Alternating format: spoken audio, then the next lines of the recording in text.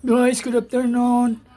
Magkain tayo ng spaghetti, guys. Ayun mag-spaghetti hapunan ay tanghalian. Hindi pa ako kumain. Ito ang ko nami-miss kong kainin ng spaghetti pero wala akong mga panlahok, guys. Pero lang, yung sauce lang ang nilagay ko dito na maganda.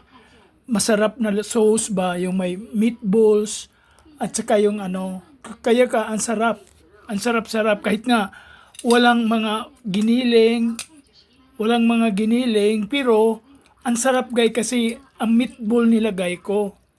Meatball at saka lang, bawang at saka sibuyas ang nilagay ko. Meatball at saka yung isang klaseng dalawang klase itong yung spaghetti sauce na nilagay ko. Kasi mayroong natira dito sa amin nung matagal na kasi yun, nung Christmas pa. Tapos bumili ako ng meatball na sauce. So ang sarap pa rin kahit na walang diniling.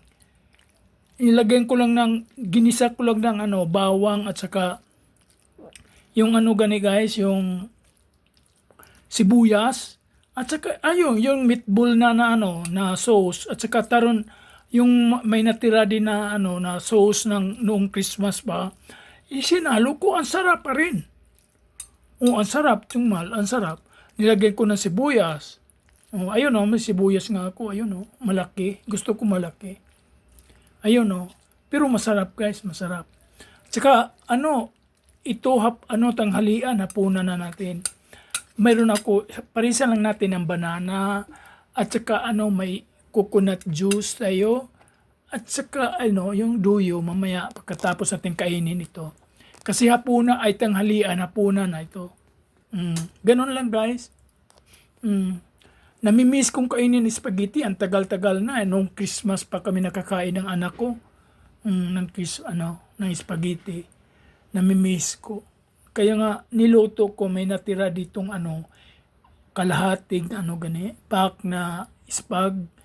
Tapos bumili ako ng sauce na meatballs na sauce. Kasi wala naman ako ditong kugi na yung giniling sa atin kagaya diyan.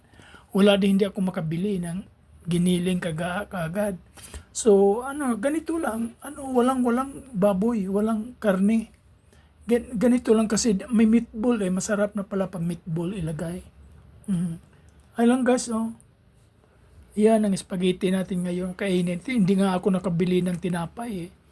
Dapat tinapay ang pares nito, yung sliced bread.